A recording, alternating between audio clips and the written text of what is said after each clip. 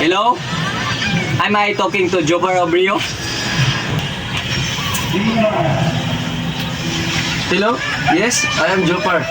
May I know who's speaking? Jopar, it's me, Jim Dalton from high school, remember? Hey Jim, how are you? That's been such a long time.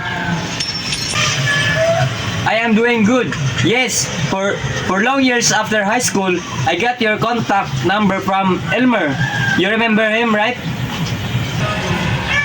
Yes, I do remember him. Wasn't he the one who topped our bus last year, right? Yes, that's him. He's in Tagulwan now. Wow, good for him. The main reason I called you up is because I am planning to organize a reunion for our batch and want to know if you could make it. Really? Yes, I would love to attend the reunion. Just let me know the time when venue. Do you remember the auditorium of our high school where we had our orientation program? How can I forget that auditorium?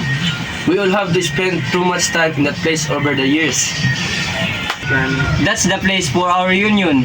I called up the college regarding this and they are give us permission to have the reunion there. In fact, some of our teachers might also be there. I will send out invitation to them too. Wow, splendid! I am eagerly looking forward to the reunion. I have to contact a few others too.